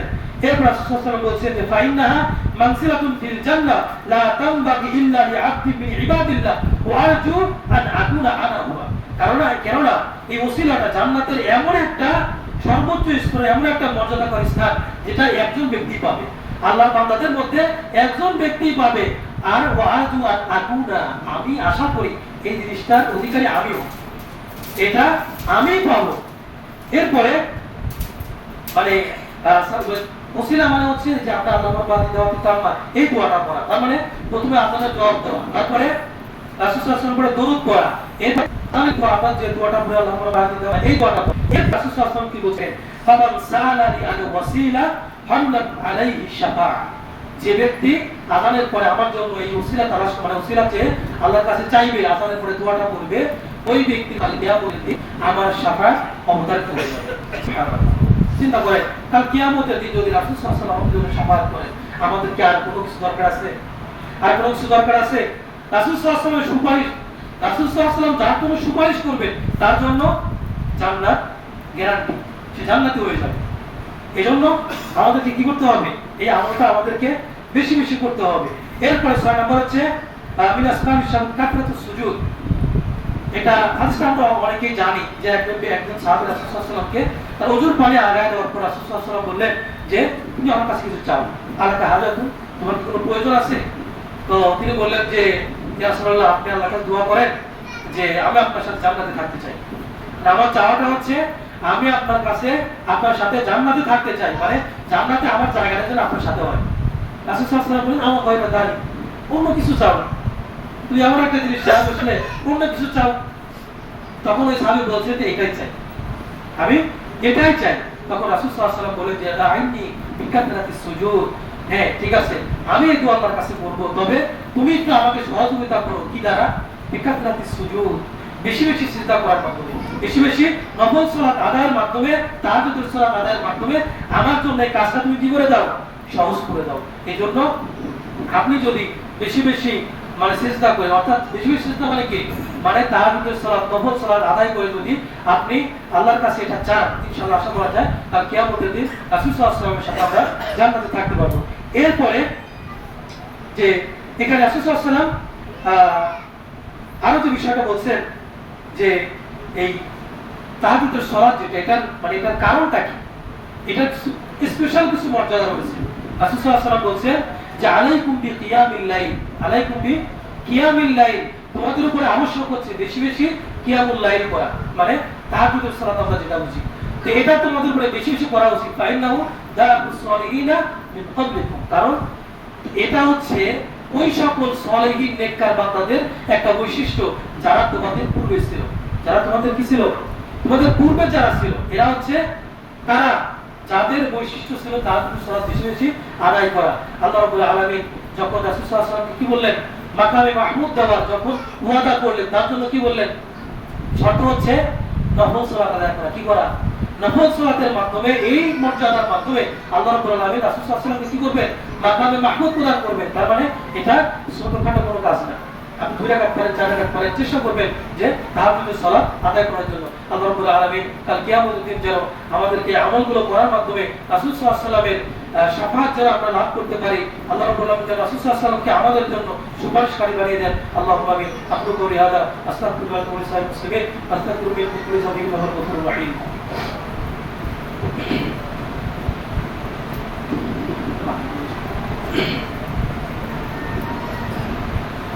إن الحمد لله وحده والصلاة والسلام على من لا نبي بعد أما بعد। সম্মানিত উপস্থিতি, আমরা যেটা বলছিলাম যে আমরা এখানে বেশ কয়েকটা বিষয় নিয়ে আলোচনা করলাম। তার মধ্যে একটা হচ্ছে রাসূল সাল্লাল্লাহু আলাইহি ওয়াসাল্লাম বিভিন্ন প্রকারের শাফাআত এবং কোন কাজগুলো করলে রাসূল সাল্লাল্লাহু আলাইহি ওয়াসাল্লাম আমাদের জন্য সুপারিশ করবেন, সেটা আমরা আলোচনা করলাম। এরপরে আমাদের এখন আলোচনার বিষয় হচ্ছে যে রাসূল সাল্লাল্লাহু আলাইহি ওয়াসাল্লামের বাইরে, রাসূল সাল্লাল্লাহু আলাইহি ওয়াসাল্লামের বাইরে যারা আমাদের জন্য সুপারিশ করবেন, মানে কাল কিয়ামতের দিন শুধুমাত্র রাসূল সাল্লাল্লাহু আলাইহি ওয়াসাল্লাম সুপারিশ করবেন তা কিন্তু না। আমরা কোরআনের আয়াত থেকে বা অন্য হাদিস থেকে আমরা এটা আলোচনা করেছি যে আরো কিছু ব্যক্তি বা আরো কিছু জিনিস থাকবে যেগুলো কাল কিয়ামতের দিন আমাদের জন্য কি করবেন, সুপারিশ করবেন। তাহলে আমরা এক নম্বরে রাসূল সাল্লাল্লাহু আলাইহি ওয়াসাল্লামের শাফাআত সম্পর্কে আমরা আলোচনা করেছি। 2 নম্বর হচ্ছে ফেরেশতাদের শাফাআত। 2 নম্বর কি? ফেরেশতাদের শাফাআত। বলতে পারেন যে ফেরেশতারা আমাকে চিনে না, আমার জন্য সুপারিশ কেমন হতে পারে, কিন্তু আল্লাহ তাআলা বলেছেন, আল্লাহ তাআলা কোরআনের মধ্যে বলেছেন ওয়াকাম মিন মালাকিন ফিস সামাওয়াতি লা তুগনি শাফাআতুহুম শাইআ ইল্লা মিন বাদি আইয়াতাল আল্লাহু লিমান ইয়াশাউ ইয়ারদা। এই আয়াতের মধ্যে ফেরেশতারা যে সুপারিশ করতে পারবেন আল্লাহর অনুমতি নিয়ে, এই আয়াত দ্বারা এটা সাব্যস্ত হয়েছে। এজন্য ফেরেশতারা এখন কার জন্য সুপারিশ করবেন এটা আল্লাহ তাআলাই ভালো জানেন, তবে ফেরেশতারা সুপারিশ করবেন এটা কোরআন দ্বারা সাব্যস্ত। এরপরে 3 নম্বর হচ্ছে শাফাআতুল মুমিনিন, ঈমানদার ব্যক্তিদের শাফাআত। তাদের শাফাআত ঈমানদার ব্যক্তিদের শাফাআত, তার মানে যারা মুমিন বান্দা, ঈমানদার ব্যক্তি যারা, এরা কাল কিয়ামতের দিন সুপারিশ করতে পারবে। তাদের বৈশিষ্ট্যটা কেমন হবে?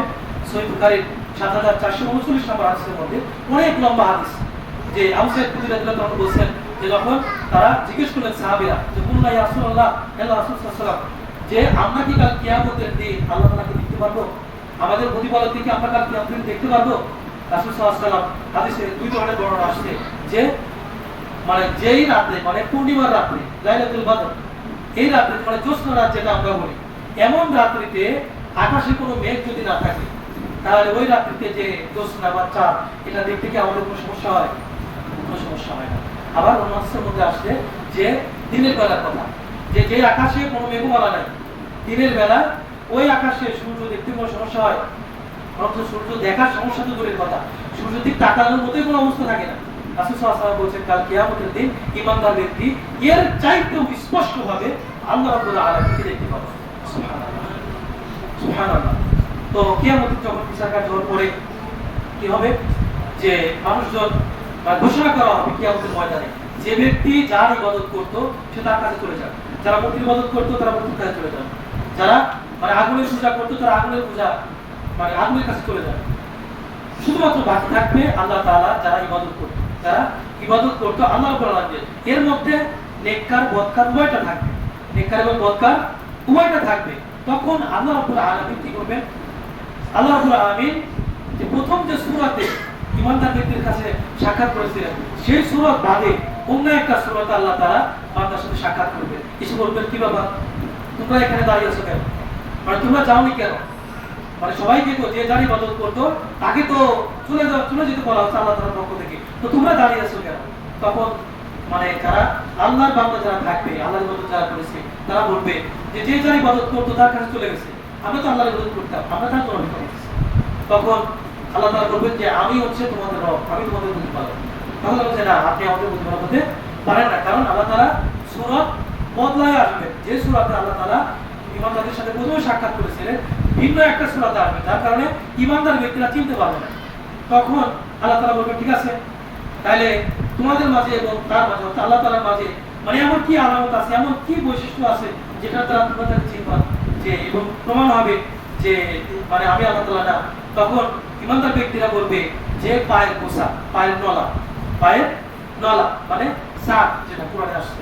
আল্লাহ তাআলা বলছেন ইয়াবা ইনশাআল্লাহ সাকিন, যে কাল কিয়ামতের দিন আল্লাহ তাআলা তার পায়ের গোছা বা নলা উন্মুক্ত করে দিবেন। তখন ঈমানদার ব্যক্তিরা দেখে এটা বুঝে ফেলবে, তখন সবাই কি করবে? সিজদায় লুটিয়ে পড়বে। তবে যারা দুনিয়াতে শুধুমাত্র লোক দেখানোর ইবাদত করতো, মুনাফিকি করতো, মানে মানুষকে দেখানোর জন্য ইবাদত করতো, এই সকল ব্যক্তিরা কি করতে পারবে না? তাদের পিঠ শক্ত কাঠের মতো হয়ে যাবে, তক্তার মতো হয়ে যাবে, তারা সিজদা দিতে পারবে না। শুধুমাত্র ঈমানদার ব্যক্তিরা তখন তারা চিনবে যে হ্যাঁ আপনি হচ্ছে আমাদের রব। পায়ের নলা এবং গোছা যখন আল্লাহ তাআলা উন্মুক্ত করে দেবেন তখন ঈমানদার ব্যক্তিগণ সিজদা করবেন, ঈমানদার ব্যক্তিগণ সিজদা করবেন। এরপরে যারা বেঈমান বা মুনাফিক টাইপের যারা ছিল, যারা লোক দেখানো ইবাদত করতো, তারা কি করতে পারবে না? সিজদা করতে পারবে না। তখন তাদেরকে জাহান্নামে প্রবেশ করানো হবে। এরপরে বিচার কার্য যখন মোটামুটি শেষ হয়ে যাবে, রাসূল সাল্লাল্লাহু আলাইহি ওয়াসাল্লাম বলেছেন, আবু সাঈদ খুদরির বর্ণিত হাদিস, তিনি বলেছেন যে ইদা খালাসাল মুমিনুনা মিনান নার ইয়াউমাল কিয়ামা ওয়া আমিনু, কাল কিয়ামতের দিন যখন বিচার কার্য শেষ, জান্নাতীরা জান্নাতে, জাহান্নামীরা জাহান্নামে। মানে আমরা যে আগের ঘটনা যেটা বললাম তারপরে রাসূল সাল্লাল্লাহু আলাইহি ওয়াসাল্লাম বলেছেন যে পুলসিরাতটা স্থাপন করা, যেটা আমরা কি বলি পুলসিরাত বলি, পুল স্থাপন করা হবে, সিরাত স্থাপন করা হবে, রাস্তা স্থাপন করা হবে। ওইখান থেকে ঈমানদার ব্যক্তি এবং বেঈমান যারা আছে সবাইকে পার হয়ে যেতে হবে। জাহান্নামের উপরে সেতু নির্মাণ করা হবে, ওইটার উপর দিয়ে যেতে হবে। রাসূল সাল্লাল্লাহু আলাইহি ওয়াসাল্লাম বলেছেন যে তার দুই পাশে চার পাশে কি থাকবে? মানে কাঁটা যুক্ত এমন গাছ যার আংটা থাকবে, আংটা মানে বর্ষি দিয়ে আমরা বর্ষি এটা দিয়ে এরকম মারলে আটকে ধরে থাকবে। তো যারা যে যত গুনাহগার থাকবে তাদেরকে সেরকম ওই জাহান্নাম ওটা আটকে ধরে রাখার চেষ্টা করবে। যারা বেঈমান তো জাহান্নামের মধ্যে পড়ে যাবে, যাদের বেশি গুনাহ থাকবে তারাও পড়ে যাবে, যাদের কম গুনাহ থাকবে এরকম কিছু ব্যক্তিও পড়ে যাবে, মানে ঈমানদার কিন্তু গুনাহ ছিল এরকম ব্যক্তিরাও জাহান্নামের মধ্যে কি হয়ে যাবে? নিক্ষিপ্ত হয়ে যাবে। কিছু মানুষ ওই কাটার মানে আঘাত প্রাপ্ত হয়ে ওই আঘাত নিয়ে তারা হামাগুড়ি দিয়ে কোনো মতো কষ্টে তারা সিরাত পার করবে। আবার কিছু মানুষ বিদ্যুৎ গতিতে, কিছু মানুষ চোখের পলকে, সূর্য এখান থেকে কত মাইল দূরে? লক্ষ লক্ষ কোটি কোটি মাইল দূরে। বিজ্ঞানীরা যেটা বলছে আল্লাহ জানে, তারা তো মিটার দিয়ে মাটি দেখে নেই কত। তো এত বেশি দূরে আমরা কি করি? তাকালে পরে মুহূর্তের মধ্যে সূর্য দেখতে পাই। তার মানে কি কত দূরত্ব? রাসূল সাল্লাল্লাহু আলাইহি ওয়াসাল্লাম বলছে এমন অনেক ব্যক্তি থাকবে যে চোখের পলক মানে চোখ বন্ধ করে দেখবেন যে পার হয়ে গেছে, এরকম থাকবে। মানে কারণ কি? তাদের নেকি বেশি, তাদের আমল বেশি, ঈমান তাদের বেশি। এই জন্য তারা এরকম মর্যাদা পাবে। আর কিছু মানুষ জাহান্নামের মধ্যে নিক্ষিপ্ত হয়ে যাবে। এরপরে যখন জান্নাতে চলে যাবে তখন জান্নাতে গিয়ে আমরা যেটা আলোচনা করেন যে ঈমানদার ব্যক্তিরা কাল কিয়ামতের শাফাআত করবে, তাদের বিষয়টা হচ্ছে এটা যে তারা জান্নাতে গিয়ে দেখবে ঈমানদার ব্যক্তিরা যে তাদের অনেক পরিচিত মানুষ তুলসিরাত পার হয়ে জান্নাতে আসতে পারে নাই, জান্নাতে আসতে পারে নাই। তখন তারা কি বলবে? আল্লাহ তাআলা বলবে, হে রব্বুল আলামিন, আমাদের ওই সকল ভাইরা কই? ইখওয়ানুল্লাযীনা ইউসাল্লুনা মা'ানা ওয়া ইয়াসুমুনা মা'ানা ওয়া ইউতুনা মা'ানা, আমাদের ওই সকল ভাইরা কই যাদের সাথে একসাথে সালাত আদায় করতাম, যাদের যাদের সাথে আমরা কি করতাম? হজ করেছিলাম, যাদের সাথে একসাথে নেকির কাজগুলো করতাম, মানে পাপের পুণ্যের কাজগুলো করতাম, যারা আমাদেরকে দিনে দাওয়াত দিত, ভালো ভালো কথা বলতো, ওই সকল ভাইরা কই? হয়তো কোনো গুনার কারণে আল্লাহ তাদেরকে জাহান্নামে নিক্ষেপ করবে। তখন তারা কি করবে? আল্লাহর সাথে হাদিসের মধ্যে আসছে, রাসূল সাল্লাল্লাহু আলাইহি ওয়াসাল্লাম বলছেন যে দেখেন হাদিসের ভাষা, কামা মুজাতালাতু আহাদিকুম লিসাহিবিহি ফিল হক, মানে দুনিয়াতে আমরা যেমন আমাদের কোনো অধিকার বা হকের ক্ষেত্রে মনে করেন যে আপনার জমি একজন আটকায় রাখছে, আপনার জমি একজন দৌড় করে দখল করতে যাচ্ছে, এটার জন্য মানুষ জীবন দেয় না। যদি খুন করা লাগে খুনও করে হকের জন্য, আবার যদি নিহত হওয়ার নিহত আর কি জন্য? এই দুনিয়ার মাত্র হকের জন্য, যেটা সামান্য পরিমাণ, মানে একটা মশা বা মাছির দানার সম পরিমাণ যেটার মর্যাদা নাই, মূল্য নাই, সেই জিনিসের জন্য আমরা কি করি? খুনাখুনি পর্যন্ত করি না?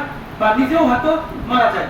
তো দুনিয়াতে অবস্থা এরকম। রাসূল সাল্লাল্লাহু আলাইহি ওয়াসাল্লাম বলছে ইয়াকুনু লাহু ফিদ দুনিয়া, মানে দুনিয়াতে যদি অবস্থা হয় বলছে বি আশাদ্দা মুজাদালাতান লাহু মিনাল মুমিনিনা লিরাব্বিহিম ফি ইখওয়ানিহিম আল্লাযিনা উখিলুন নার, কাল কিয়ামতের দিন এর চাইতেও বেশি, মানে দুনিয়ায় আপনি আপনার হকের জন্য যেরকম ঝগড়া বিবাদ এগুলো করছেন, কাল কিয়ামতের দিন ঈমানদার ব্যক্তিরা তার ভাইদেরকে, তার বন্ধুদেরকে, তার ঈমানদার ভাইদেরকে জান্নাতে নেওয়ার জন্য আল্লাহর সাথে ঝগড়া শুরু করে দিয়েছে। মুজাদালা, ঝগড়া বলতে আসলে আপনাদের এরকম ঝগড়া এরকম না, মানে কি? মানে তারা জান্নাতে গিয়েছে, তার মানে কি আল্লাহ তাদের উপরে স্পেশাল রহমত করেছেন। তখন তারা তাদের বন্ধুদের জন্য সুপারিশ করার জন্য আল্লাহর কাছে বলবে, আমার বন্ধু আমার সাথে সালাত আদায় করতে, সে জান্নাতে তাকে দেখতেছে না। তখন আল্লাহ তাআলা কি করবেন? আল্লাহ তাআলা বলবেন, মানে তাদের কথা আল্লাহ তাআলা ফেলতে পারবেন না, তাদের সুপারিশ আল্লাহ তাআলা গ্রহণ করবেন। তখন বলে, ঠিক আছে যাও, তোমরা যাদেরকে চেনো তাদেরকে তোমরা কি করো? জান্নাত থেকে বের করে নিয়ে আসো। রাসূল সাল্লাল্লাহু আলাইহি ওয়াসাল্লাম বলছেন যে কোনো কোনো মানুষের কেউ হয়তো মানে টাকনো পর্যন্ত বা পা মুসা পর্যন্ত জাহান্নামের মধ্যে আগুনে পুড়তে থাকবে, জাহান্নামে তারা পুড়তে থাকবে। এই সময় গিয়ে ওই সকল ঈমানদার ব্যক্তিগণ, মুমিন ব্যক্তিগণ কি করবেন? তাদেরকে জান্নাত থেকে কয়েক ধাপে লাস্ট যেটা সর্বশেষ যেটা হবে সেটা হচ্ছে রাসূল সাল্লাল্লাহু আলাইহি ওয়াসাল্লাম বলছেন যে এমন ব্যক্তি যার অন্তরে দাররা পরিমাণ ঈমান আছে। কি পরিমাণ? দাররা পরিমাণ ঈমান। কিন্তু মানে কোন ঈমানদারের বন্ধু যে জান্নাতে গিয়েছে, তার বন্ধু এমন বন্ধু যার অন্তরে দাররা পরিমাণ ঈমান আছে, জাহান্নামের মধ্যে আছে, ওই ব্যক্তিকে জাহান্নাম থেকে তাকে বের করে জান্নাতে নিয়ে আসবে। সুবহানাল্লাহ। এজন্য ইমাম ইবনে সাউদি রাহিমাহুল্লাহ তিনি বলতেন, যেখানে উপবাস করতে যেতেন তার জীবনে যেটা বলা হয়েছে, তিনি কি করতেন?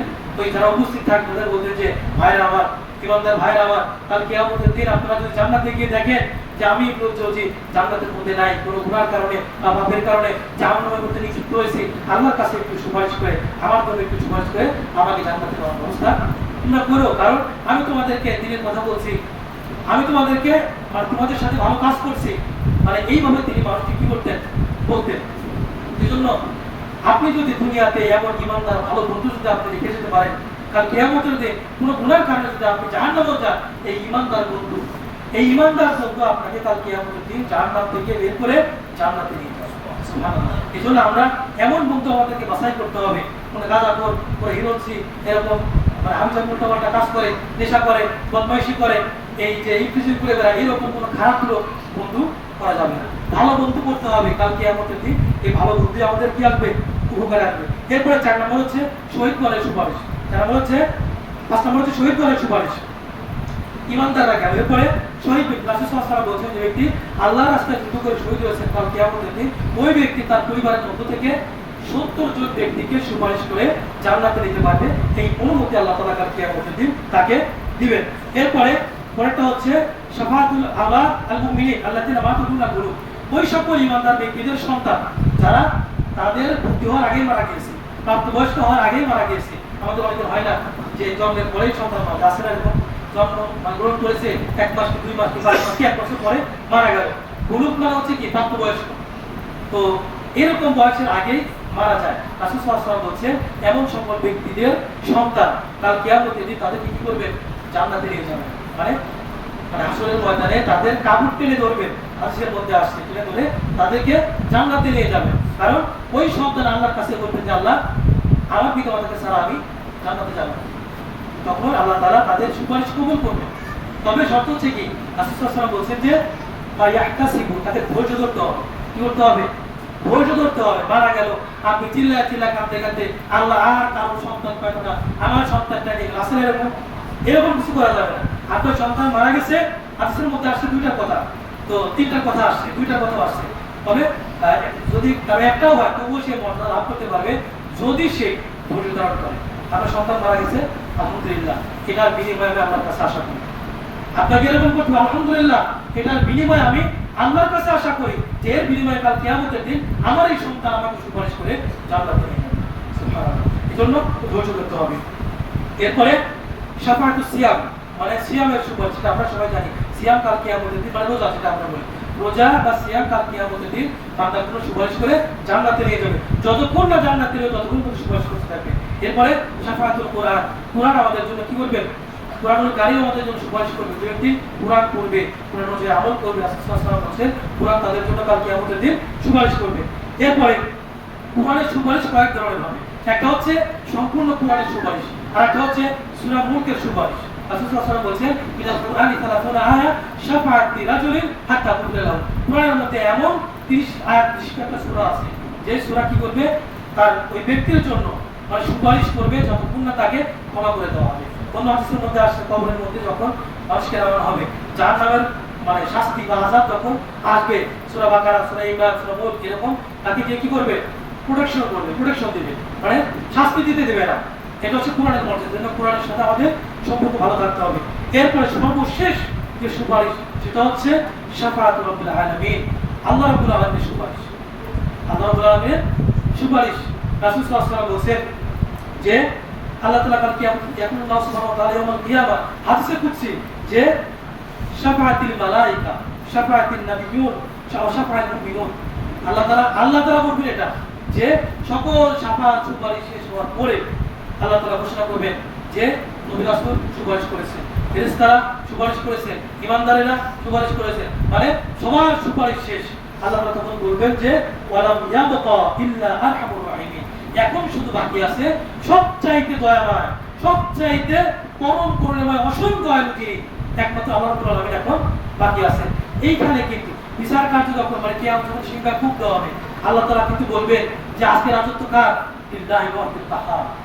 আল্লাহ তাআলা তখন হবেন কাহ্হার, কিন্তু যখন আল্লাহ তাআলা বান্দাদের রহমত করবেন, আল্লাহ বলছেন কি যে আরহামুর রাহিমিন, আরহামুর রাহিমিন। তখন রাসূল সাল্লাল্লাহু আলাইহি ওয়াসাল্লাম বলেছেন, আল্লাহ তাআলা বলেছেন ফায়াকবিতু কবদাতুন মিনান নার, আল্লাহ রাব্বুল আলামিন এক অঞ্জলি মানুষ, মানে এক অঞ্জলি জাহান্নামের মধ্যে দিয়ে এক অঞ্জলি মানুষকে কি করবেন, ফায়ুখরিজু মিনহা কওমান লাম ইয়ামালু খায়রান কাত, যে এমন এক সম্প্রদায়কে ওই জাহান্নামের আগুন থেকে বের করবে যারা পশ্চিমকালেও কোনোদিন কোনো নেকির কাজ করে নাই, ভালো কাজ করে নাই। সুবহানাল্লাহ। এখন এই আল্লাহ তাআলা এই অঞ্চলের মধ্যে কারা উঠবে, এটা আল্লাহ তাআলা একমাত্র ভালো জানেন। এখানে কোনো ঈমানদার না, মানে এমন সকল সম্প্রদায়ের কথা বলা হচ্ছে, এমন ব্যক্তিদের কথা বলা হচ্ছে যারা কোনোদিন নেকির কাজ করে নাই, কর্মকার কোনো কাজ করে নাই, এমন সকল ব্যক্তির কথা আল্লাহ তাআলা বলেছেন, রাসূল সাল্লাল্লাহু আলাইহি ওয়াসাল্লাম বলেছেন। তো এটা হচ্ছে আমাদের শাফাআত নিয়ে সর্বশেষ মানে কথা। এজন্য আমাদেরকে আমরা কারা কারা সুপারিশ করতে পারবো কাল কিয়ামতের দিন, সেগুলো আমরা বলেছি।